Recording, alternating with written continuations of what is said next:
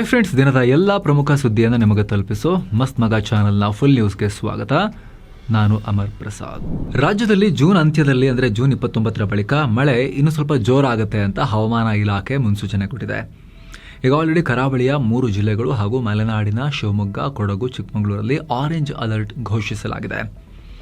ಇದೇ ವೇಳೆ ಉತ್ತರ ಕರ್ನಾಟಕ ಹಾಗೂ ದಕ್ಷಿಣ ಕರ್ನಾಟಕದ ಜಿಲ್ಲೆಗಳಿಗೆ ಯೆಲ್ಲೋ ಅಲರ್ಟ್ ಅನ್ನು ಘೋಷಿಸಲಾಗಿದೆ. ವಿಶೇಷವಾಗಿ ಹಾಸನ, ಬೆಳಗಾವಿ, ಧಾರವಾಡ, ದಾವಣಗೆರೆ, ಕಲಬುರಗಿ ಜಿಲ್ಲೆಯಲ್ಲಿ ಭಾರೀ ಮಳೆಯಾಗೋ ಮುನ್ಸೂಚನೆ ಇದೆ. ಇನ್ನು ಕಳೆದ 24 ಗಂಟೆಯಲ್ಲಿ ಉಡುಪಿ ಜಿಲ್ಲೆಯ ಬೈಂದೂರಿನಲ್ಲಿ ಅತಿ ಹೆಚ್ಚು 165 ಮಿಲಿಮೀಟರ್ ಮಳೆಯಾಗಿದೆ. ಮುಂದಿನ 24 ಗಂಟೆಗಳಲ್ಲೂ ಕೂಡ ಇದೇ ಕರಾವಳಿ ಜಿಲ್ಲೆಗಳಲ್ಲಿ ಭಾರೀ ಮಳೆಯಾಗೋ ಸಾಧ್ಯತೆ ಇದೆ ಅಂತ ಭಾರತೀಯ ಹವಾಮಾನ ಇಲಾಖೆ ಮುನ್ಸೂಚನೆ ಕೊಟ್ಟಿದೆ. ಹಾಗೆ ಪಶ್ಚಿಮ ಬಂಗಾಳ, ಬಿಹಾರ, ತಮಿಳುನಾಡು, ತೆಲಂಗಾಣ, ಆಂಧ್ರ, ಕೇರಳ ಹೀಗೆ ಸಾಕಷ್ಟು ಕಡೆ ಯೆಲ್ಲೋ ಅಲರ್ಟ್ ಘೋಷಿಸಲಾಗಿದೆ. ಇನ್ನು ಜೂನ್ ತಿಂಗಳಲ್ಲಿ ಎಲ್ ನಿನೋ ಪರಿಣಾಮ ಚಿಕ್ಕಮಗಳೂರಿನಲ್ಲಿ ಕಳೆದ 5 ದಶಕದಲ್ಲೇ ಅತಿ ಕಡಿಮೆ ಮಳೆಯಾಗಿದೆ. ಈ ಬಾರಿ ಜಿಲ್ಲೆಯಲ್ಲಿ 58% ಮುಂಗಾರು ಮಳೆ ಕೊರತೆ ಉಂಟಾಗಿದೆ. ಇನ್ನು ಟೆಕ್ ದೈತ್ಯ ಅಮೆಜಾನ್ನ ಸಿಇಒ ಆಂಡಿ ಜಸ್ಸಿ ಭಾರತದಲ್ಲಿದ್ದಾರಲ್ಲ, PM ಮೋದಿ ಅವರನ್ನ ಮೀಟ್ ಆದರು. ಅವರ ಭಾರತ ಪ್ಲಾನ್ ಇನ್ನಷ್ಟು ಡೀಟೇಲ್ಸ್ ಅನ್ನ ಈಗ ಅವರು ನೀಡಿದ್ದಾರೆ. 2030ರ ಒಳಗಡೆ ಕ್ಲೌಡ್ ಮತ್ತು AI ಬಿಸ್ನೆಸ್ ಮೇಲೇನೆ $13 ಬಿಲಿಯನ್, ಟೋಟಲ್ ಎಲ್ಲ ಬಿಸ್ನೆಸ್ಸಸ್ ಸೇರಿ ಅಮೆಜಾನ್ದು ಕ್ವಿಕ್ ಕಾಮರ್ಸು ಮತ್ತು AI ಎಲ್ಲವೂ ಸೇರಿಸಿ ಟೋಟಲ್ ಸೇಮ್ ಪೀರಿಯಡ್ನಲ್ಲಿ 2030ರವರೆಗೆ $48 ಬಿಲಿಯನ್ ದುಡ್ಡು ಸುರಿತೀವಿ ಅನ್ನೋದನ್ನು ಅವರು ಕಮಿಟ್ ಆಗಿದ್ದಾರೆ, ಡಿಕ್ಲೇರ್ ಮಾಡಿದ್ದಾರೆ. ಇನ್ನು ಕೇಂದ್ರ ಸರ್ಕಾರ ಚೈನಾ ಕಂಪನಿಗಳಿಗೆ ಭಾರತದಲ್ಲಿ ಹೂಡಿಕೆ ಮಾಡೋಕ್ಕೆ ಶೀಘ್ರ ಅನುಮತಿ ಕೊಡಬಹುದು ಅನ್ನೋ ಮಾಹಿತಿ ಬರ್ತಾ ಇದೆ. ಚೀನಾದ ಗೀಲಿ ಕಂಪನಿ ಬೆಂಬಲ ಇರುವ ಹಾರ್ಸ್ ಪವರ್ ಟ್ರೈನ್ ಲಿಮಿಟೆಡ್ ಕಂಪನಿಯ $370 ಮಿಲಿಯನ್ ಹೂಡಿಕೆಗೆ ಗ್ರೀನ್ ಸಿಗ್ನಲ್ ಕೊಡಬಹುದು ಅಂತ. ಇದು ನಿಜ ಆದರೆ ಸುಮಾರು 1 ದಶಕದ ಬಳಿಕ ಚೀನಾ ಲಿಂಕ್ನ ಕಂಪನಿಯೊಂದು ಅತಿ ದೊಡ್ಡ ಹೂಡಿಕೆ ದುಡ್ಡನ್ನ ಭಾರತದಲ್ಲಿ ಸುರಿದಂಗಾಗುತ್ತೆ. ಈ ಹಾರ್ಸ್ ಪವರ್ ಕಂಪನಿಯಲ್ಲಿ ಚೀನಾದ ಗೀಲಿ ಜೊತೆಗೆ ಫ್ರಾನ್ಸ್ನ ರೆನೋ ಸಂಸ್ಥೆಯ ಪಾರ್ಟ್ನರ್ಶಿಪ್ ಕೂಡ ಇದೆ. ಕಳೆದ ಮಾರ್ಚ್ನಲ್ಲಿ ಭಾರತ ಅಕ್ಕಪಕ್ಕದ ಅಂದರೆ ಗಡಿ ಹಂಚಿಕೊಂಡಿರೋ ರಾಷ್ಟ್ರಗಳಿಗೆ ಹೊಸ ನಿಯಮ ರೂಪಿಸಿದ್ದು ಸ್ವಲ್ಪ ಸಡಿಲ ಮಾಡಿ. ಸದ್ಯ ಈ ಕಂಪನಿ ಭಾರತ ಸರ್ಕಾರಕ್ಕೆ ಅರ್ಜಿ ಸಲ್ಲಿಸಿದೆ, ಪ್ರಕ್ರಿಯೆಗಳು ನಡೀತಾ ಇದ್ದಾವೆ. ಸರ್ಕಾರ ಗ್ರೀನ್ ಸಿಗ್ನಲ್ ಕೊಟ್ಟರೆ ಹಾರ್ಸ್ ಪವರ್ ಕಂಪನಿ ಸುಧಾರಿತ ಹೈಬ್ರಿಡ್ ಎಂಜಿನ್ಗಳನ್ನು ತಯಾರಿಸಲಿದೆ. ಚೆನ್ನೈನ ರೆನೋ ಪ್ಲಾಂಟ್ನಿಂದ ಇದು ಶುರುವಾಗುತ್ತೆ. ಇಲ್ಲಿ ತಯಾರಾಗೋ ಎಂಜಿನ್ಗಳನ್ನು ಭಾರತದಲ್ಲಿ ಮಾರಾಟ ಆಗೋ ರೆನೋ ಮತ್ತು ನಿಸಾನ್ ಕಾರುಗಳಿಗೆ ಯೂಸ್ ಮಾಡಲಾಗುತ್ತೆ. ಇನ್ನೊಂದು ಕಡೆ 6 ವರ್ಷಗಳಿಂದ ನಿಂತು ಹೋಗಿದ್ದ ಭಾರತ ಚೀನಾ ಭೂ ಗಡಿ ವ್ಯಾಪಾರ ಕೂಡ ಶುರುವಾಗ್ತಾ ಇದೆ. ಲಿಪುಲೇಕ್ ಪಾಸ್ ಮೂಲಕ ಇದರಲ್ಲಿ 17 ಜನ ವ್ಯಾಪಾರಸ್ಥರು, 9 ಜನ ಹೆಲ್ಪರ್ಸ್. ಇವರು ತಮ್ಮ ವಸ್ತುಗಳನ್ನು ಅಲ್ಲಿ ಹೋಗಿ ಮಾರಾಟ ಮಾಡ್ತಾರೆ. ವ್ಯಾಪಾರಸ್ಥರಿಗೆ ಈಸಿ ಆಗಲಿ ಅಂತ ಗುಂಜಿ ಅನ್ನೋ ಜಾಗದಲ್ಲಿ ಕಸ್ಟಮ್ಸ್ ಆಫೀಸ್ ಕೂಡ ಓಪನ್ ಮಾಡಲಾಗಿದೆ. ಟೋಟಲ್ 103 ಜನ ಟ್ರೇಡರ್ಸ್ ಅಪ್ಲೈ ಮಾಡಿದ್ದು, ಶೀಘ್ರದಲ್ಲಿ 25 ಜನರ 2ನೇ ಬ್ಯಾಚ್ಗೂ ಕೂಡ ಪಾಸ್ ಸಿಗುತ್ತೆ. ಈ ಗಡಿ ವ್ಯಾಪಾರ 1991ರಲ್ಲಿ ಶುರುವಾಗಿತ್ತು. ಭಾರತ ಚೀನಾ ನಡುವೆ ವಿಶ್ವಾಸ ವೃದ್ಧಿಯ ಕ್ರಮಗಳನ್ನು ತಗೊಳ್ಳೋಕೆ ಶುರು ಮಾಡಿದ ಆರಂಭದ ದಿನಗಳಲ್ಲಿ. ಆದರೆ 2020ರಲ್ಲಿ ಕೋವಿಡ್ ಮತ್ತು ಗಲ್ವಾನ್ ಸಂಘರ್ಷ ಆದಮೇಲೆ ಇದನ್ನು ನಿಲ್ಲಿಸಲಾಗಿತ್ತು.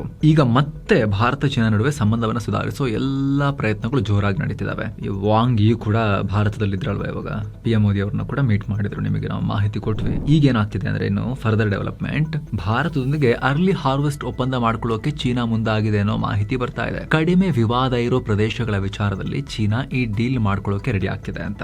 ವಿಶೇಷವಾಗಿ ಸಿಕ್ಕಿಂ ವಲಯದ ಗಡಿ ವಿವಾದವನ್ನ ಇತ್ಯರ್ಥಪಡಿಸೋಕೆ ಚೈನಾ ಬಯಸ್ತಾ ಇದೆ. ಈ ಹಿಂದೆ ಭಾರತ ಗಡಿ ವಿವಾದವನ್ನ ಹಂತ ಹಂತವಾಗಿ ಪರಿಹರಿಸೋದನ್ನ ವಿರೋಧಿಸಿತ್ತು. ಎಲ್ಲ ಒಟ್ಟಾಗಿ ಇತ್ಯರ್ಥ ಆಗಬೇಕು ಅನ್ನೋದು ಭಾರತದ ವಾದ ಆಗಿತ್ತು. ಆದರೆ ಕಳೆದ ಆಗಸ್ಟ್ನಲ್ಲಿ 24ನೇ ಸುತ್ತಿನ ಮಾತುಕತೆಯಲ್ಲಿ ಜಾಸ್ತಿ ವಿವಾದ ಇಲ್ಲದೆ ಇರೋ, ಇಬ್ಬರಿಗೂ ಹೆಚ್ಚು ಕಿರಿಕಿರಿ ಇಲ್ದಿರೋ ಜಾಗಗಳನ್ನು ಕ್ಲಿಯರ್ ಮಾಡ್ಕೊಂಡ್ಬಿಡೋಣ, ಅದನ್ನ ಹೇಳ್ಕೊಂಡು ಹೋಗೋದು ಬೇಡ ಅಂತ ಭಾರತ ಚೈನಾ ಇಬ್ರು ಕೂಡ ಒಪ್ಕೊಂಡಿದ್ರು. ಹಾಗೆ ಗಡಿಯಲ್ಲಿ ಶಾಂತಿ ಕಾಪಾಡೋಕೆ ಹೊಸ ವರ್ಕಿಂಗ್ ಮೆಕ್ಯಾನಿಸಮ್ ತರೋ ಬಗ್ಗೆ ಕೂಡ 2 ರಾಷ್ಟ್ರಗಳು ಚರ್ಚೆ ನಡೆಸಿದ್ವು. ಇನ್ನು ಇತ್ತೀಚೆಗೆ ಚೀನಾ ವಿದೇಶಾಂಗ ಸಚಿವ ವಾಂಗ್ ಈ ಭಾರತಕ್ಕೆ ಬಂದಿದ್ದಾಗ ನಮ್ಮ ರಾಷ್ಟ್ರೀಯ ಭದ್ರತಾ ಸಲಹೆಗಾರ ಅಜಿತ್ ದೋವಾಲ್ ಗಡಿ ವಿಚಾರದ ಬಗ್ಗೆ ಅವರೊಂದಿಗೆ ನಿರಂತರವಾಗಿ ಚರ್ಚೆ ಮಾಡಿದರು. ಸೊ ಈಗ ಸೆಪ್ಟೆಂಬರ್ನಲ್ಲಿ ಜಿನ್ಪಿಂಗ್ ಭಾರತಕ್ಕೆ ಬಂದಾಗ ಈ ಅಗ್ರಿಮೆಂಟ್ಗೆ ಸೈನ್ ಬೀಳಬಹುದು ಅಂತ ಹೇಳಲಾಗ್ತಿದೆ. ಹಾಗೇನಾದರೂ ಆಯಿತು ಅಂದರೆ ಭಾರತ ಮತ್ತು ಚೈನಾ ಗಡಿ ಸಮಸ್ಯೆಯನ್ನು ಶಾಂತಿಯುತವಾಗಿ ಇತ್ಯರ್ಥ ಮಾಡ್ಕೊಳ್ಳೋಕೆ ಸೈನ್ ಹಾಕಿಬಿಟ್ರು ಅಂತ ಹೇಳಿದ್ರೆ ಜಿನ್ಪಿಂಗ್ ಮತ್ತು ಮೋದಿ, ಅದು ಭಾರತ ಚೀನಾ ಸಂಬಂಧದಲ್ಲಿ ಹೊಸ ಅಧ್ಯಾಯಕ್ಕೆ ಮೊದಲ ಮೆಟ್ಟಿಲು ಆಗಬಹುದು ಅನ್ನೋ ಸಾಧ್ಯತೆಗಳಿರ್ತವೆ. ನೋಡಬೇಕು ಯಾವ ದಿಕ್ಕಿನಲ್ಲಿ ಇದು ಮುಂದುವರಿಯುತ್ತೆ ಮುಂದಿನ ದಿನಗಳಲ್ಲಿ ಅಂತ ಹೇಳಿ. ಹಾಗಂತ ಇಬ್ಬರ ನಡುವೆ ಪೂರ ನಂಬಿಕೆ ಬಿಲ್ಡ್ ಆಗಿಲ್ಲ, ಇನ್ನು ಕೂಡ ಅಪನಂಬಿಕೆ ಇದ್ದೇ ಇದೆ. ಈಗ ಚೀನಾ ವಿಚಾರದಲ್ಲಿ ಭಾರತ ಅಲರ್ಟ್ ಆಗೇ ಇದೆ. ಚೀನಾದ 3 ಪ್ರಾಡಕ್ಟ್ಗಳ ವಿರುದ್ಧ ಆಂಟಿ ಡಂಪಿಂಗ್ ತನಿಖೆ ಶುರು ಮಾಡಿದೆ ಭಾರತ. ಸೇಮ್ ಟೈಮ್ ಚೀನಾದಿಂದ ಬರ್ತಿರೋ ಥರ್ಮಲ್ ಪೇಪರ್, ಬೋಪಾ ಫಿಲ್ಮ್ ಅಂದರೆ ಫುಡ್ ಪ್ಯಾಕೇಜಿಂಗ್ ಮಾಡೋಕ್ಕೆ ಬಳಸೋ ಪ್ಲಾಸ್ಟಿಕ್ ಮತ್ತು ಕೆಲ ಆ್ಯಂಟಿ ಆಕ್ಸಿಡೆಂಟ್ಗಳ ಮೇಲೆ ಈ ತನಿಖೆ ನಡೀತಾ ಇದೆ. ಅಮೆರಿಕ ಮತ್ತು ಚೀನಾ ನಡುವೆ ಟ್ರೇಡ್ ವಾರ್ ಇರೋದ್ರಿಂದ ಚೈನಾ ತನ್ನಲ್ಲಿರೋ ಎಕ್ಸ್ಟ್ರಾ ಪ್ರೊಡಕ್ಷನ್ ಕೆಪಾಸಿಟಿ ಬಳಸಿ ಉತ್ಪತ್ತಿ ಮಾಡಿ ರಾಶಿ ಹಾಕಿರೋ ವಸ್ತುಗಳನ್ನು ಖಾಲಿ ಮಾಡಿದ್ರೆ ಸಾಕು ಅಂತ ಭಾರತಕ್ಕೆ ಅಗ್ಗದ ಬೆಲೆಗೆ ತಂದು ಸುರಿತಾ ಇದೆ ಅನ್ನೋ ಅನುಮಾನ ಇದೆ. ಲೋಕಲ್ ಕಂಪನಿಗಳಿಗೆ, ದೇಶದ ಲೋಕಲ್ ಮ್ಯಾನುಫ್ಯಾಕ್ಚರಿಂಗ್ ಇಕೋಸಿಸ್ಟಮ್ಗೆ ಈ ವಸ್ತುಗಳದು ಇದರಿಂದ ಪೆಟ್ಟು ಬೀಳ್ಬೋದು. ಹಾಗಾಗಿ ತನಿಖೆ ನಡೀತಾ ಇದೆ. ಏನೋ CBI ದೇಶಾದ್ಯಂತ 80ಕ್ಕೂ ಅಧಿಕ ಕಡೆ ದಾಳಿ ಮಾಡಿದೆ. ಡಿಜಿಟಲ್ ಅರೆಸ್ಟ್ ವಂಚನೆ ಪ್ರಕರಣಕ್ಕೆ ಸಂಬಂಧಪಟ್ಟಂತೆ ಆಪರೇಷನ್ ಚಕ್ರ 6 ಅಡಿಯಲ್ಲಿ ಈ ಶೋಧ ಕಾರ್ಯ ಆಗಿದೆ. ಕರ್ನಾಟಕ, ದಿಲ್ಲಿ, ಮಹಾರಾಷ್ಟ್ರ, ಆಂಧ್ರ ಪ್ರದೇಶ, ತಮಿಳುನಾಡು ಸೇರಿ ಒಟ್ಟು 16 ರಾಜ್ಯಗಳ ಮತ್ತು ಕೇಂದ್ರಾಡಳಿತ ಪ್ರದೇಶಗಳಲ್ಲಿ ರೇಡ್ ಆಗಿದೆ. ಸಾಕಷ್ಟು ಆರೋಪಿಗಳನ್ನು ಹಿಡ್ಕೊಂಡು ಹೋಗಿ ತನಿಖೆ ಮಾಡ್ತಿದ್ದಾರೆ. ಇನ್ನು ಕೇಂದ್ರ ಗೃಹ ಮಂತ್ರಿ ಅಮಿತ್ ಶಾ ರಾಷ್ಟ್ರಪತಿ ದ್ರೌಪದಿ ಮುರ್ಮು ಅವರನ್ನ ಭೇಟಿಯಾಗಿದ್ದಾರೆ. 2 ದಿನಗಳ ಹಿಂದಷ್ಟೇ PM ಮೋದಿ ಕೂಡ ರಾಷ್ಟ್ರಪತಿಗಳನ್ನ ಭೇಟಿಯಾಗಿ ಮಾತುಕತೆ ನಡೆಸಿದ್ರು. ಹೀಗಾಗಿ ಬಹುಶಃ ಇದು ಸಚಿವ ಸಂಪುಟ ಪುನರಚನೆಗೆ ಇರಬಹುದಾ ಅನ್ನೋ ಲೆಕ್ಕಾಚಾರ ಇದೆ. ಸಚಿವ ಸಂಪುಟ ಪುನರಚನೆಗೆ ಅಂತ ಆದ್ರೆ PM ಹೋಗಿ ಮಾತನಾಡಿ ಬರೋದು ಓಕೆ, ಅಮಿತ್ ಶಾ ಅವರು ಕೂಡ ಹೋಗಿದಾರಲ್ಲ, ಹೋಮ್ ಮಿನಿಸ್ಟರ್ ನಂಬರ್ 2. ಸೊ ಇದು ಸ್ವಲ್ಪ ಹೆಚ್ಚಿನ ಕುತೂಹಲಕ್ಕೆ ಕಾರಣ ಆಗ್ತಾ ಇದೆ. ನೋಡ್ಬೇಕು ಏನ್ ಲೆಕ್ಕಾಚಾರ ಅಂತ ಹೇಳಿ. ಅಮಿತ್ ಶಾ ಅವರನ್ನೇನಾದ್ರೂ ಕೂಡ ಉಪ ಪ್ರಧಾನಿ ಮಾಡ್ತಾರಾ? 2004 ಲೋಕಸಭಾ ಚುನಾವಣೆಗಿಂತ ಮುಂಚೆನೆ ಅಟಲ್ ಬಿಹಾರಿ ವಾಜಪೇಯಿ ಅವರು ಅವರ ಬಿಜೆಪಿ ಒಳಗಡೆ ಲೀಡರ್ಶಿಪ್ ನ ಉತ್ತರಾಧಿಕಾರಿಯಾಗಿದ್ದ LK ಅಡ್ವಾಣಿ ಅವರನ್ನ ಉಪ ಪ್ರಧಾನಿ ಮಾಡಿದ್ರು. ಸೊ ವಿ ಡೋಂಟ್ ನೋ, ನೋಡೋಣ. ಇಷ್ಟು ಬೇಗ ಸೆಕೆಂಡ್ ಪವರ್ ಸೆಂಟರ್ ನ ಅಫಿಷಿಯಲಿ ಕ್ರಿಯೇಟ್ ಮಾಡ್ತಾರೆ ಮೋದಿ ಅವರು ಅಂತ ಅನ್ನಿಸ್ತಾ ಇಲ್ಲ. ಬಟ್ ಸ್ಟಿಲ್ ಸಂಪುಟ ಪುನರಚನೆಗೆ ಅಂತ ಆದ್ರೆ ಮೋದಿ ಅವರು ಹೋಗೋದು ಓಕೆ, ಅಮಿತ್ ಶಾ ಅವರು ಕೂಡ ಹೋಗೋದು ಅಷ್ಟು ನಾರ್ಮಲ್ ಅಲ್ಲ. ಇಲ್ಲಾಂದ್ರೆ ಬೇರೆ ಏನಾದ್ರು ವಿಚಾರ ಇರಬೇಕು, ನೋಡ್ಬೇಕು. ಇಬ್ರು ಕೂಡ ಬ್ಯಾಕ್ ಟು ಬ್ಯಾಕ್ ಹೋಗೋದು ಇದು ನಾರ್ಮಲ್ ಸಿಚುವೇಶನ್ ಇದಾಗಲ್ಲ. ಇದು ಏನೋ ಗಂಭೀರವಾದ ವಿಚಾರನೇ ಇರಬೇಕು. ಆದ್ರೆ ಕ್ವಶನ್ ಏನು ಅಂದ್ರೆ, ಈ ಸಲ ಆದ್ರೂ ಕೂಡ ಧರ್ಮೇಂದ್ರ ಪ್ರಧಾನರನ್ನ ಡ್ರಾಪ್ ಮಾಡ್ತಾರಾ ಅಥವಾ ಯಾವ್ದಾದ್ರು ಈ ಮಹತ್ವದ ಖಾತೆಯಿಂದ ಎಜುಕೇಶನ್ ಮಿನಿಸ್ಟರ್ ತೆಗೆದವ್ರಿಗೆ ಯಾವ್ದಾದ್ರು ಸುಮ್ಮನೆ ಸಣ್ಣ ಪುಟ್ಟ ಖಾತೆ ಕೊಡ್ತಾರ, ಪನಿಷ್ಮೆಂಟ್ ಸಿಗುತ್ತಾ ಅವರಿಗೆ ನೋಡ್ಬೇಕು. ಏನೋ CRPF ಅಥವಾ central armed police forces DIG BC ಪಾತ್ರ ಅವ್ರನ್ನ ದಿಢೀರಂತ ಸೇವೆಯಿಂದ ಅಮಾನತು ಮಾಡಲಾಗಿದೆ. ಸೋಷಿಯಲ್ ಮೀಡಿಯಾದಲ್ಲಿ ಸರ್ಕಾರಿ ವಿರೋಧಿ ಪೋಸ್ಟ್ ಹಾಕಿದ್ದಾರೆ ಅಂತ ಇವರ ವಿರುದ್ಧ ಆರೋಪ ಕೇಳಿಬಂದಿದೆ. ಅಷ್ಟೇ ಅಲ್ಲ, ಚುನಾಯಿತ ಸರ್ಕಾರವನ್ನ ಬದಲಾಯಿಸೋಕೆ ಕರೆ ಕೊಟ್ಟಿದ್ರು ಅನ್ನೋ ಆರೋಪ ಇದೆ. ಇದಕ್ಕೆ ಸಂಬಂಧಪಟ್ಟಂತೆ ಆಡಿಯೋ ಮತ್ತು ವಿಡಿಯೋ ಸಂದೇಶಗಳನ್ನು ಇವರು ಶೇರ್ ಮಾಡಿದ್ದಾರೆ ಅನ್ನೋ ವಿಚಾರ. ಇವ್ರ ಮೇಲೆ ತನಿಖೆ ಕೂಡ ಆರಂಭ ಆಗಿದೆ. ಆದ್ರೆ ಇಲ್ಲಿ ಸರ್ವಿಸ್ನಲ್ಲಿ ಪ್ರಮೋಷನ್ ಮತ್ತು ಸೇವಾ ಸಮಾನತೆಗಾಗಿ ಸುಪ್ರೀಂ ಕೋರ್ಟ್ನಲ್ಲಿ ಪಾತ್ರ ಕಾನೂನು ಹೋರಾಟ ಮಾಡಿದ್ರು. ಅದರಿಂದ ಸಿಟ್ಟಾದ ಇಲಾಖೆ ಅವ್ರನ್ನ ಟಾರ್ಗೆಟ್ ಮಾಡಿ ಸಸ್ಪೆಂಡ್ ಮಾಡಿದೆ ಅಂತ ಹೇಳಿ ಆರೋಪ ಮಾಡಲಾಗ್ತಿದೆ. ಏನೋ ಸ್ನೇಹಿತರೆ, 7 ಸೈನ್ಸ್ ಟೂರಿಸಂನವರು ಹೊಸ ಟ್ರಿಪ್ ಆಯೋಜನೆ ಮಾಡಿದ್ದಾರೆ. ಇದರಲ್ಲಿ ಶಿರಡಿ ಸಾಯಿಬಾಬಾ, ಭೀಮಾಶಂಕರ, ನಾಸಿಕ್ ತ್ರಯಂಬಕೇಶ್ವರ ಎಲ್ಲ ಸೇರಿ ಎಲ್ಲ ಅದ್ಭುತ ಸ್ಥಳಗಳಿಗೆ ಹೋಗೋದಿರುತ್ತೆ. ಎಲ್ಲವನ್ನು ಒಳಗೊಂಡಿರೋ ಪ್ಯಾಕೇಜ್. ಎಕ್ಸ್ಟ್ರಾ ₹1 ಕೂಡ ನಿಮಗೆ ಖರ್ಚಿರೋದಿಲ್ಲ. ಹಿರಿಯ ನಾಗರಿಕರಿಗೆ ಸ್ಪೆಷಲ್ ಕೇರ್ ಕೂಡ ಇರುತ್ತೆ. ಆಸಕ್ತರು ಕಾಲ್ ಮಾಡಿ ಬುಕ್ ಮಾಡಿಕೊಂಡು ಹೋಗಿ ಬರ್ಬೋದು. ಇನ್ನು ತಮಿಳುನಾಡಿನಲ್ಲಿ CM ವಿಜಯ್ ಮತ್ತು ವಿಪಕ್ಷ DMK ನಡುವಿನ ದ್ವೇಷ ಸಿಕ್ಕಾಪಟ್ಟೆ ಮಿತಿ ಮೀರ್ತಾ ಇದೆ. ಒಬ್ಬರ ಲುಂಗಿ ಇನ್ನೊಬ್ರು ಹಿಡಿದು ನೇತಾಡಿ ಮರ್ಯಾದೆ ಕಳೆಯೋಕೆ ಪ್ರಯತ್ನ ಪಡ್ತಿರೋ ಲೆವೆಲ್ಗೆ, ಪರ್ಸನಲ್ ಲೆವೆಲ್ಗೆ ಹೋಗ್ತಾ ಇದೆ. ಇವ್ರ ಬಗ್ಗೆ ಅವ್ರ ಬಗ್ಗೆ ಇಬ್ರು ಏನು ಕಮ್ಮಿ ಇಲ್ಲ. ಆದ್ರೆ ವಿಜಯ್ ಬಗ್ಗೆ ತೀರಾ ತೀರಾ ತೀರಾ ಖಾಸಗಿ ವಿಚಾರಗಳನ್ನ ಎಳೆಯಲಾಗ್ತಾ ಇದೆ. ಈಗ ಏನಾಗಿದೆ, ವಿಜಯ್ ಬಗ್ಗೆ ತೀರಾ ಅವಹೇಳನಕಾರಿಯಾಗಿ ಮಾತನಾಡಿದ್ದ DMK ಲೀಡರ್ ಅನಿತಾ ರಾಧಾಕೃಷ್ಣನ್ ವಿರುದ್ಧ ಕೇಸ್ ದಾಖಲಾಗಿದೆ. ಇವ್ರು ಏನ್ ಹೇಳಿದ್ರು ಅಂದ್ರೆ, ಇವಾಗ ವಿಜಯ್ಗೆ ರಿಯಾಲಿಟಿ ಗೊತ್ತಾಗ್ತಾ ಇದೆ. ಆತನಿಗೆ ಮನೆಯಲ್ಲಿ ನಟಿಯೊಬ್ಬಳೊಂದಿಗೆ ಎಷ್ಟು ಖುಷಿಯಾಗಿದ್ದೆ ನಾನು, ಈಗ ರಾಜಕೀಯಕ್ಕೆ ಬಂದು ಸಿಕ್ಕಾಕೊಂಡೆ ಅಂತ ಅನಿಸಿರಬೇಕು ಅಂತ ಇವ್ರು ಹೇಳಿಕೆ ಕೊಟ್ಟಿದ್ರು. ಅದರ ಬೆನ್ನಲ್ಲೇ ಅವ್ರ ಮೇಲೆ ಕೇಸ್ ಆಗಿತ್ತು. ಹಾಗಂತ ಇದೊಂದೇ ಅಲ್ಲ, ಇತ್ತೀಚೆಗೆ ವೈಯಕ್ತಿಕ ದಾಳಿ ಸಿಕ್ಕಾಪಟ್ಟೆ ಜಾಸ್ತಿ ಆಗಿದೆ. ವಿಜಯ್ ಕೂಡ ಏನು ಕಮ್ಮಿ ಇಲ್ಲ. ಫುಲ್ ಫಿಲ್ಮಿಯಾಗಿ ಉದಯನಿಧಿ ಮತ್ತು ಅವರಪ್ಪ ಸ್ಟಾಲಿನ್ ನೋಡಿಕೊಂಡು ಲೇವಡಿ ಮಾಡಿದ್ರು. ಉದಯನಿಧಿ, ನಿಮ್ಮ ಪರಿಸ್ಥಿತಿ ನೋಡ್ತಾ ಇದ್ರೆ ಜಾತ್ರೆಯಲ್ಲಿ ಅಪ್ಪನ ಕಳ್ಕೊಂಡಿರೋ ಮಗು ಅಪ್ಪನ ಹುಡುಕುತ್ತಲ್ಲ, ಆ ಥರ ಒದ್ದಾಡ್ತಿದ್ಯಲ್ಲ ನೀನು ಅಂತ ಹೇಳಿ ವಿಜಯ್ ಅಸೆಂಬ್ಲಿಯಲ್ಲಿ ಹೇಳಿದ್ರು ಉದಯನಿಧಿಗೆ. ಯಾಕಂದ್ರೆ ಇವರ ಅಪ್ಪ ಸ್ಟಾಲಿನ್ ಸೋತ್ ಹೋಗಿದಾರಲ್ಲ, ಅದನ್ನ ಇಟ್ಕೊಂಡು ಹೇಳಿದ್ರು. ಅದಕ್ಕೆ ನಾನೇನು ಕಮ್ಮಿ, ನನಗೂ ಪಂಚ್ ಡೈಲಾಗ್ ಹೊಡೆಯಕ್ಕೆ ಬರುತ್ತೆ ಅಂತ ಹೇಳಿ ತನಗೂ ಕೂಡ ಸಿನಿಮಾದಲ್ಲಿ ಸ್ವಲ್ಪ ಅನುಭವ ಹೊಂದಿರೋ ಈ ಉದಯನಿಧಿ ಸ್ಟಾಲಿನ್ ಎದ್ದು ನಿಂತ್ಕೊಂಡು ಅವ್ರೇನು ಹೇಳಿದ್ರು ಗೊತ್ತಾ, ಚೆಂಗಲ್ಪಟ್ಟು ಕೋರ್ಟ್ನಲ್ಲಿ ತನ್ನ ಗಂಡನಿಗೋಸ್ಕರ ಹುಡುಕಾಡ್ತಿರೋ ಹೆಂಡತಿಯ ಕತೆ ಇಡೀ ತಮಿಳುನಾಡಿಗೆ ಗೊತ್ತಿದೆ ಬಿಡಿ ವಿಜಯ್ ಅಂತ ಹೇಳಿದ್ರು. ವಿಜಯರ ಡಿವೋರ್ಸ್ ವಿಚಾರವನ್ನ ಪ್ರಸ್ತಾಪ ಮಾಡಿದ್ರು. ಎಲ್ಲ ಲೆವೆಲ್ ಅನ್ನ ಮೀರುತ್ತಿದೆ Tamil Nadu politics. Vijay CM ಆದಲ್ಲಿಂದ filmy ಆಗ್ತಾ ಇದೆ. ಫಿಲ್ಮ್ಗಿಂತಲೂ ಒಂಥರ ಡಾರ್ಕ್ ಕಾಮಿಡಿ ತರ ಆಗ್ತಾ ಇದೆ ತಮಿಳುನಾಡು ಪಾಲಿಟಿಕ್ಸ್. ಏನೋ ಮಾನನಷ್ಟ ಮೊಕದ್ದಮೆ ಪ್ರಕರಣದಲ್ಲಿ ವಿಪಕ್ಷ ನಾಯಕ ರಾಹುಲ್ ಗಾಂಧಿ ವಿಷಾದ ವ್ಯಕ್ತಪಡಿಸಿದ್ದಾರೆ. ಕೇಂದ್ರ ಕೃಷಿ ಸಚಿವ ಶಿವರಾಜ್ ಸಿಂಗ್ ಚೌಹಾಣ್ ಪುತ್ರ ಕಾರ್ತಿಕೇಯ ಸಿಂಗ್ ಕೇಸ್ ಹಾಕಿದ್ರು.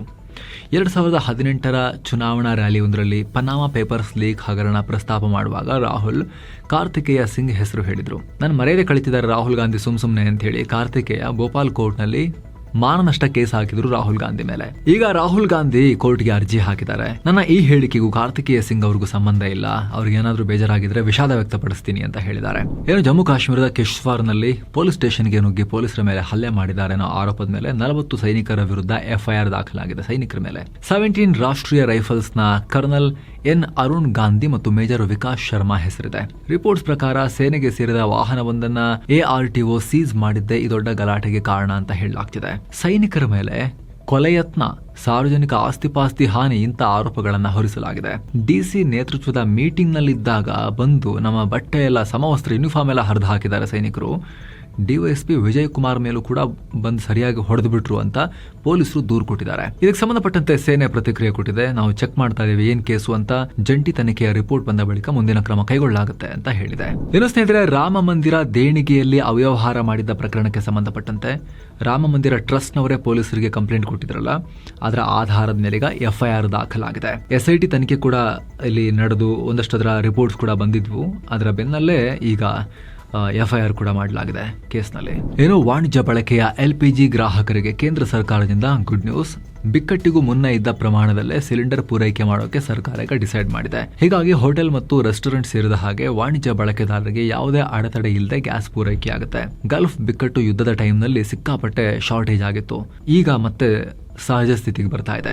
ಇನ್ನು CM DK ಶಿವಕುಮಾರ್ ಸಚಿವರಿಗೆ ತಾತ್ಕಾಲಿಕ ಜಿಲ್ಲಾ ಉಸ್ತುವಾರಿಯನ್ನ ಹಂಚಿಕೆ ಮಾಡಿದ್ದಾರೆ. ಮಳೆಗಾಲದ ತುರ್ತು ಪರಿಸ್ಥಿತಿ ಮತ್ತು ಪ್ರವಾಹ ನಿರ್ವಹಣೆಗಾಗಿ ಈ ಜವಾಬ್ದಾರಿ ಕೊಡಲಾಗಿದೆ. ಅದರಂತೆ DCM ಪರಮೇಶ್ವರ್ಗೆ ತುಮಕೂರು, ಚಿತ್ರದುರ್ಗ ಜಿಲ್ಲೆ, ಕೃಷ್ಣ ಬೈರೇಗೌಡರಿಗೆ ಬೆಂಗಳೂರು ನಗರ ಮತ್ತು ಹಾಸನ ಜಿಲ್ಲೆ ಕೊಡಲಾಗಿದೆ.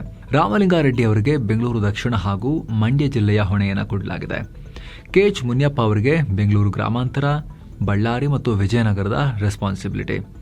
ಯತೀಂದ್ರ ಸಿದ್ದರಾಮಯ್ಯ ಅವರಿಗೆ ಮೈಸೂರು, ಚಾಮರಾಜನಗರ. UT ಖಾದರ್ಗೆ ಇಡೀ ಕರಾವಳಿ ಉಸ್ತುವಾರಿಯನ್ನು ಕೊಟ್ಟಿದ್ದಾರೆ. ದಕ್ಷಿಣ ಕನ್ನಡ, ಉತ್ತರ ಕನ್ನಡ, ಉಡುಪಿ 3 ಜಿಲ್ಲೆಗಳು. ಇನ್ನು ಸಚಿವ MB ಪಾಟೀಲ್ ಅವರಿಗೆ ವಿಜಯಪುರ ಮತ್ತು ಬಾಗಲಕೋಟೆ, ಪ್ರಿಯಾಂಕ್ ಖರ್ಗೆಗೆ ಕಲಬುರಗಿ ಮತ್ತು ಯಾದಗಿರಿ ಜಿಲ್ಲೆಯ ಜವಾಬ್ದಾರಿಯನ್ನು ಕೊಡಲಾಗಿದೆ. ಸಚಿವ ಸತೀಶ್ ಜಾರಕಿಹೊಳಿಗೆ ಬೆಳಗಾವಿ, ಧಾರವಾಡ ಮತ್ತು ಹಾವೇರಿ ಉಸ್ತುವಾರಿ ಸಿಕ್ಕಿದೆ. KJ ಜಾರ್ಜ್ಗೆ ಚಿಕ್ಕಮಗಳೂರು ಮತ್ತು ದಾವಣಗೆರೆ, ಈಶ್ವರ್ ಖಂಡ್ರೆಗೆ ಬೀದರ್ ಮತ್ತು ಗದಗ ಜಿಲ್ಲೆಯ ಜವಾಬ್ದಾರಿ ಕೊಡಲಾಗಿದೆ. ಇನ್ನು ಬಿಡದಿ ಟೌನ್ಶಿಪ್ ಸಂಬಂಧ CM DK ಶಿವಕುಮಾರ್ ಹಾಗೂ ಕೇಂದ್ರ ಮಂತ್ರಿ ಕುಮಾರಸ್ವಾಮಿ ನಡುವೆ ಜಟಾಪಟಿ ಮುಂದುವರೆದಿದೆ. ಯೋಜನೆ ಕುರಿತು ಚರ್ಚಿಸೋಕೆ CM DKಗೆ HDK 2ನೇ ಬಾರಿ ಪತ್ರ ಬರೆದಿದ್ದಾರೆ. ನನ್ನ ಮೊದಲ ಪತ್ರಕ್ಕೆ ನಿಮ್ಮಿಂದ ಇನ್ನೂ ಉತ್ತರ ಬಂದಿಲ್ಲ, ಈ ಪತ್ರಕ್ಕಾದ್ರೂ ಉತ್ತರ ಬರುವ ನಿರೀಕ್ಷೆಯಲ್ಲಿ ನಾನಿದ್ದೀನಿ ಅಂತ ಕುಮಾರಸ್ವಾಮಿ ಹೇಳಿದ್ದಾರೆ. ಇದೇ ವೇಳೆ ಯೋಜನೆಯಿಂದ ಸಂಕಷ್ಟಕ್ಕೀಡಾಗುವ ರೈತರ ಸಮಸ್ಯೆ ಆಲಿಸೋಕೆ ಜೂನ್ 27ನೇ ತಾರೀಕು ನಾನು ಬೈರಮಂಗಲ ಗ್ರಾಮಕ್ಕೆ ಭೇಟಿ ಕೊಡ್ತೀನಿ.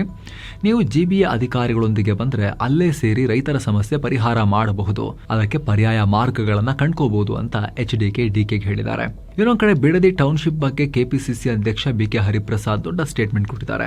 ಬಿಡದಿ ಟೌನ್ಶಿಪ್ ಬೇಡ ಅಂತ ನಿಜವಾದ ರೈತರು ಹೇಳಿದ್ರೆ ನಾವು ಆ ಪ್ರಾಜೆಕ್ಟ್ ನ ಕೈ ಬಿಡೋಕು ರೆಡಿ ಅಂತ ಹರಿಪ್ರಸಾದ್ ಹೇಳಿದ್ದಾರೆ. ಸದ್ಯಕ್ಕೆ ಈ ಟೌನ್ಶಿಪ್ ಬಗ್ಗೆ ನಡೀತಿರೋದು ಬರೀ ರಾಜಕೀಯ ಹೋರಾಟ, ಆ ತರದೇನು ಇದಕ್ಕೆ ರೈತರ ವಿರೋಧ ಇಲ್ಲ ಅನ್ನೋ ಹೇಳಿಕೆ ಕೊಟ್ಟಿದ್ದಾರೆ. ಏನೋ ಬರೋಬ್ಬರಿ 73 ವರ್ಷಗಳ ಬಳಿಕ ತುಂಗಭದ್ರಾ ಜಲಾಶಯದ ಹಳೆಯ ಕ್ರಸ್ಟ್ ಗೇಟ್ ಗಳನ್ನ ಬದಲಾಯಿಸಲಾಗಿದೆ. ಒಟ್ಟು 33 ಹೊಸ ಕ್ರಸ್ಟ್ ಗೇಟ್ ಗಳನ್ನ ಲೋಕಾರ್ಪಣೆ ಮಾಡಲಾಗಿದೆ. DK ಶಿವಕುಮಾರ್, ಆಂಧ್ರ CM ಚಂದ್ರಬಾಬು ನಾಯ್ಡು ಮತ್ತು ತೆಲಂಗಾಣ CM ರೇವಂತ್ ರೆಡ್ಡಿ ಕೂಡ ಪಾಲ್ಗೊಂಡಿದ್ರು. ಕೇಂದ್ರ ಜಲಶಕ್ತಿ ಮಂತ್ರಿ CR ಪಾಟೀಲ್ ಕೂಡ ಇದ್ರು. ಹಳೆ ಗೇಟ್ಗಳು ಮುರಿದು ಹೋಗಿ ಸಮಸ್ಯೆಯಾಗಿದ್ದ ಕಾರಣ ಹೊಸ ಗೇಟ್ ಹಾಕಿದ್ದಾರೆ. ಏನು ಕರ್ನಾಟಕದ ಸ್ಲಂ ಅಭಿವೃದ್ಧಿಗೆ CM DK ಶಿವಕುಮಾರ್ ಹೊಸ ಪ್ಲಾನ್ ಮಾಡಿದ್ದಾರೆ. ಇದಕ್ಕಾಗಿ ಮುಂಬೈ ಮಾದರಿಯನ್ನ ಅಳವಡಿಸಿಕೊಳ್ಳುವ ಬಗ್ಗೆ ಸ್ಟಡಿ ಮಾಡಿ ಮುಂದಿನ ಕ್ಯಾಬಿನೆಟ್ ಮೀಟಿಂಗ್ ಒಳಗಡೆ ರಿಪೋರ್ಟ್ ಕೊಡಿ ಅಂತ ಅಧಿಕಾರಿಗಳಿಗೆ ಸೂಚಿಸಿದ್ದಾರೆ. ಇನ್ನೊಂದು ಕಡೆ ಮನೆಗಳ ಹಂಚಿಕೆಯಲ್ಲಿದ್ದ ಹರಾಜು ಪದ್ಧತಿಯನ್ನ CM ರದ್ದುಗೊಳಿಸಿದ್ದಾರೆ. ಲಾಟರಿ ವ್ಯವಸ್ಥೆ ಮೂಲಕ ಮನೆ ಹಂಚಿಕೆ ಮಾಡಬೇಕು ಅಂತ CM ಹೇಳಿದ್ದಾರೆ. ಜೊತೆಗೆ ಗ್ರಾಮೀಣ ಭಾಗದಲ್ಲಿ ಮನೆಗಳ ನಿರ್ಮಾಣ ವಿಳಂಬ ಆಗ್ತಿರೋದಕ್ಕೂ CM ಸಿಟ್ಟಾಗಿದ್ದಾರೆ. ಬೇಗ ಮನೆ ಕೊಡಬೇಕು ಅಂತ ಸೂಚನೆ ಕೊಟ್ಟಿದ್ದಾರೆ. ಇನ್ನು ಕರ್ನಾಟಕದ ತೋತಾಪುರಿ ಮಾವು ಬೆಳೆಗಾರರ ಸಂಕಷ್ಟಕ್ಕೆ ಕೇಂದ್ರ ಕಡೆಗೂ ಕೂಡ ಸ್ಪಂದಿಸಿದೆ. ಪ್ರತಿ ಕ್ವಿಂಟಾಲ್ಗೆ 1750 ರೂಪಾಯಿ ಸಹಾಯಧನವನ್ನ ಘೋಷಿಸಿದೆ. 1.30 ಲಕ್ಷ ಮೆಟ್ರಿಕ್ ಟನ್ ತೋತಾಪುರಿ ಮಾವಿಗೆ ಈ ಸಹಾಯಧನ ಸಿಗುತ್ತೆ. ಹವಾಮಾನ ವೈಪರೀತ್ಯ ಮತ್ತು ಬೆಲೆ ಕುಸಿತದಿಂದ ರೈತರು ಭಾರಿ ಕಂಗಾಲಾಗಿದ್ರು. ಹೀಗಾಗಿ ಕೇಂದ್ರ ಸಚಿವ ಪ್ರಹ್ಲಾದ್ ಜೋಶಿ, ಕೃಷಿ ಸಚಿವ ಶಿವರಾಜ್ ಸಿಂಗ್ ಚೌಹಾಣ್ ಅವರಿಗೆ ಪತ್ರ ಬರೆದಿದ್ರು. ಇದಕ್ಕೆ ಅವರು ಸ್ಪಂದಿಸಿದ್ದಾರೆ, ಸಹಾಯಧನ ಘೋಷಿಸಿದ್ದಾರೆ. ಇನ್ನು ವಾರ್ತಾ ಮತ್ತು ಸಾರ್ವಜನಿಕ ಸಂಪರ್ಕ ಇಲಾಖೆಯ ನೂತನ ಆಯುಕ್ತರಾಗಿ DIG MN ಅನುಚೇತ್ ಅವರು ಅಧಿಕಾರವನ್ನು ಸ್ವೀಕಾರ ಮಾಡಿದ್ದಾರೆ. ADGP ಹೇಮಂತ್ ನಿಂಬಾಳ್ಕರ್ ವರ್ಗಾವಣೆ ಬೆನ್ನಲ್ಲೇ ಈ ಬದಲಾವಣೆಯಾಗಿದೆ. ವಾರ್ತಾ ಇಲಾಖೆ ಜೊತೆಗೆ ಕ್ರೀಡಾ ಇಲಾಖೆಯ ಆಯುಕ್ತರ ಹೆಚ್ಚುವರಿ ಜವಾಬ್ದಾರಿಯನ್ನು ಕೂಡ ಅನುಚೇತ್ ಅವರಿಗೆ ಸರ್ಕಾರ ನೀಡಿದೆ. ಮೂಲತಃ ಕೋಲಾರ ಜಿಲ್ಲೆಯವರಾದ ಇವರು 2009ರ ಬ್ಯಾಚ್ನ ಕರ್ನಾಟಕ ಕಾಡರ್ನ IPS ಆಫೀಸರ್. ಬೆಂಗಳೂರಲ್ಲಿ ಟ್ರಾಫಿಕ್ ಕಮಿಷನರ್ ಆಗಿ ಅದ್ಭುತವಾಗಿ ಕೆಲಸ ಮಾಡ್ತಾ ಇದ್ರು, ಹೆಸರು ಮಾಡಿದ್ರು. ಆದರೆ ಚಿನ್ನಸ್ವಾಮಿ ಸ್ಟೇಡಿಯಂ ಹತ್ರ IPL ಮ್ಯಾಚ್ ಟೈಮ್ನಲ್ಲಿ ಎಲ್ಲ ಆಯ್ತಲ್ಲ, ಇಶ್ಯೂ ಆಯ್ತಲ್ಲ, ನಿಮಗೆಲ್ಲ ಗೊತ್ತಲ್ಲ. ಅದಕ್ಕೆ ಪೊಲಿಟಿಷಿಯನ್ಸ್ ಅವರು ಮಾಡಿದ್ದ ತಪ್ಪಿಗೆ ಯಾರನ್ನಾದರೂ ಬಲಿಪಶು ಮಾಡಬೇಕಲ್ವಾ. ಆವಾಗ ಬೆಂಗಳೂರು ಕಮಿಷನರ್ ಆಗಿದ್ದ ದಯಾನಂದ್ ಅವ್ರನ್ನ, ಟ್ರಾಫಿಕ್ ಕಮಿಷನರ್ ಆಗಿದ್ದ ಅನುಚೇತ್ ಅವ್ರನ್ನ ಟ್ರಾನ್ಸ್ಫರ್ ಮಾಡಲಾಗಿತ್ತು ಅಲ್ಲಿಂದ. ಮಂಡ್ಯ ಜಿಲ್ಲೆ ಮುತ್ತತ್ತಿಯಲ್ಲಿ ದೊಡ್ಡ ದುರಂತ ಆಗಿದೆ. ಆಟ ಆಡೋಕೆ ಅಂತ ಕಾವೇರಿ ನದಿಗೆ ಇಳಿದಿದ್ದ 4 ಮಹಿಳೆಯರು ಸೇರಿದ ಹಾಗೆ 5 ಮೃತಪಟ್ಟಿದ್ದಾರೆ. ಚೈತ್ರ, ಶ್ವೇತಾ, ವಿಜಯಮ್ಮ, ಪ್ರಿಯಾಂಕಾ ಮತ್ತು ಮಹೇಶ್ ಅನ್ನೋರು ಮೃತರು. ಮೊದಲು ಮಹಿಳೆಯರೆಲ್ಲ ಆಟಾಡ್ತಿದ್ರು ನೀರಲ್ಲಿ. ಅವರು ಮಾತಾಡಿಕೊಂಡು ನಕ್ಕೊಂಡು ವಿಡಿಯೋ ಮಾಡಿಕೊಂಡು ಖುಷಿಯಾಗಿದ್ರು. ಆಮೇಲೆ ಒಬ್ಬರು ಜಾರು ಬಿದ್ದರು. ಆಗ ಉಳಿದವ್ರು ರಕ್ಷಣೆಗೆ ಹೋಗಿ ಯಾರಿಗೂ ಬ್ಯಾಲೆನ್ಸ್ ಸಿಗದೆ ಎಲ್ಲ ಮುಳುಗೋಗ್ಬಿಟ್ಟಿದ್ದಾರೆ. ದುರಂತ ಆಗಿದೆ. ಏನೋ ತುರ್ತು ಪರಿಸ್ಥಿತಿ. ಇಂದಿರಾ ಗಾಂಧಿ ಅವರ ಟೈಮ್ನಲ್ಲಿ ದೇಶದಲ್ಲಿ ಎಮರ್ಜೆನ್ಸಿ ಹೇರಲಾಗಿತ್ತಲ್ಲ, ಅದಕ್ಕೆ 51 ವರ್ಷ ತುಂಬಿರುವುದರ ಬಗ್ಗೆ PM ಮೋದಿ ಮಾತನಾಡಿದ್ದಾರೆ.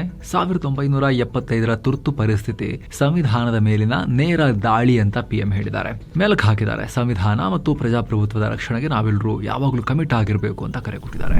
ಬೆಂಗಳೂರಲ್ಲಿ ಇನ್ನೊಂದು ಹೊಸ elevated ಕಾರಿಡಾರ್ನ plan. Swami Vivekananda metro station ನಿಂದ ಸಿಲ್ಕ್ ಬೋರ್ಡ್ ಜಂಕ್ಷನ್ ವರೆಗೆ 11.6 ಕಿಲೋಮೀಟರ್ ಉದ್ದದ ಹೊಸ ಎಲಿವೇಟೆಡ್ ಕಾರಿಡಾರ್ ಕಟ್ಟೋಕೆ ಪ್ಲಾನ್ ಮಾಡಲಾಗಿದೆ. 1300 ಕೋಟಿ ರೂಪಾಯಿ ಖರ್ಚಾಗುತ್ತೆ ಅನ್ನೋ ಲೆಕ್ಕಾಚಾರ ಇದೆ.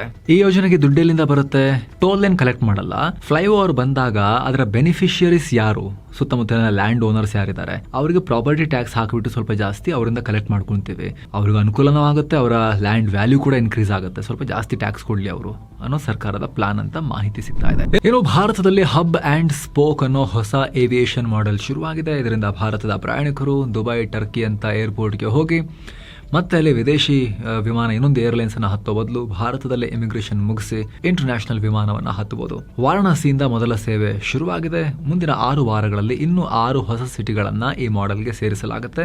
ಬೆಂಗಳೂರು ಕೂಡ ಇರುತ್ತೆ.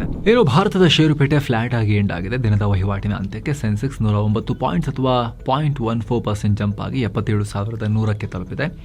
ನಿಫ್ಟಿ 34 ಪಾಯಿಂಟ್ಸ್ ಅಥವಾ 0.14% ಜಂಪ್ ಆಗಿ 24,056ಕ್ಕೆ ರೀಚ್ ಆಗಿದೆ. ಮಿಡ್ ಕ್ಯಾಪ್ ಇಂಡೆಕ್ಸ್ 0.53% ಡೌನ್ ಆಗಿದೆ. ಸ್ಮಾಲ್ ಕ್ಯಾಪ್ ಇಂಡೆಕ್ಸ್ 0.45% ಇಳಿಕೆಯಾಗಿದೆ.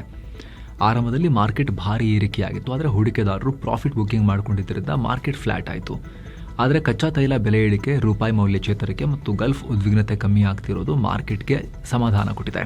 ಈ ವಿಡಿಯೋ ರೆಕಾರ್ಡ್ ಆಗೋ ಟೈಮ್ನಲ್ಲಿ ಪ್ರತಿ ಬ್ಯಾರೆಲ್ ಕ್ರೂಡ್ ಆಯಿಲ್ ಬೆಲೆ $72 ಆಸುಪಾಸಲ್ಲಿತ್ತು. ಇನ್ನು power grid, tech Mahindra, Bharti Airtel, Infosys ಮತ್ತು ಇಂಡಸ್ಇಂಡ್ ಬ್ಯಾಂಕ್ ಮಾರ್ಕೆಟ್ನ ಕೆಳಗಿಳಿದ್ವು. Mahindra and Mahindra, Maruti Suzuki, Nestle, SBI ಮತ್ತು ಟಾಟಾ ಮೋಟಾರ್ಸ್ ಮಾರ್ಕೆಟ್ನ ಮೇಲಕ್ಕೆ ಪುಷ್ ಮಾಡೋಕ್ಕೆ ಟ್ರೈ ಮಾಡಿದ್ವು. ಒಟ್ಟಾರೆ BSEನಲ್ಲಿ 1602 ಸ್ಟಾಕ್ಸ್ ಗ್ರೀನ್ನಲ್ಲಿದ್ದರೆ 2627 ಸ್ಟಾಕ್ಸ್ ರೆಡ್ನಲ್ಲಿ ಎಂಡ್ ಆಗಿವೆ. ಡಾಲರ್ ಮುಂದೆ ರೂಪಾಯಿ ಮೌಲ್ಯ 16 ಪೈಸೆ ಏರಿಕೆಯಾಗಿ $94.39 ಆಗಿದೆ. ಏನು ಚಿನ್ನ ಮತ್ತು ಬೆಳ್ಳಿ ಬೆಲೆ ವಿಚಾರಕ್ಕೆ ಬಂದರೆ 24 ಕ್ಯಾರೆಟ್ನ 10 ಗ್ರಾಂ ಚಿನ್ನದ ಬೆಲೆಯಲ್ಲಿ $2,305 ಕಮ್ಮಿಯಾಗಿ 1,99,873 ರೂಪಾಯಿ ಆಗಿದೆ. 22 ಕ್ಯಾರೆಟ್ನ 10 ಗ್ರಾಂ ಚಿನ್ನದ ಬೆಲೆಯಲ್ಲಿ $2,120 ಕಮ್ಮಿಯಾಗಿ 1,28,120 ರೂಪಾಯಿ ಆಗಿದೆ. 1 ಕೆಜಿ ಬೆಳ್ಳಿ ಬೆಲೆ $5,494 ಕಮ್ಮಿಯಾಗಿ 2,16,541 ರೂಪಾಯಿ ಆಗಿದೆ. ಫ್ರೆಂಡ್ಸ್, ಇದಾಗಿತ್ತು ಇವತ್ತಿನ ಫುಲ್ ನ್ಯೂಸ್. ನಾವು ಕುಯ್ತಿಲ್ಲ, ಎಳೆದಿಲ್ಲ, ಕಿರ್ಚಾಡಿಲ್ಲ, ಬರೀ ಸುದ್ದಿಯ ರೀತಿಯಲ್ಲಿ ನಿಮಗೆ ತಲುಪಿಸೋ ಪ್ರಯತ್ನವನ್ನು ಮಾಡಿದ್ದೀವಿ. ನಿಮಗಿದು ಇಷ್ಟ ಆಗ್ತಾ ಇದ್ರೆ ಸ್ನೇಹಿತರೆ, ವಿಡಿಯೋ ಕೆಳಗಿರೋ ಜಾಯಿನ್ ಬಟನ್ ಮೂಲಕ ಆಸಕ್ತ ವೀಕ್ಷಕರು ಚಾನಲ್ ಮೆಂಬರ್ಸ್ ಆಗಿ ಜಾಯಿನ್ ಆಗ್ಬೋದು. ಜಾಯಿನ್ ಬಟನ್ ಮೇಲೆ ಕ್ಲಿಕ್ ಮಾಡೋ ಮೂಲಕ ವಿಡಿಯೋ ಕೆಳಗಡೆ ನೀವು ಡೀಟೇಲ್ಸನ್ನು ಚೆಕ್ ಮಾಡ್ಬೋದು. ಮತ್ತೆ ಭೇಟಿ ಆಗ್ತಿರೋಣ. ನಮಸ್ಕಾರ.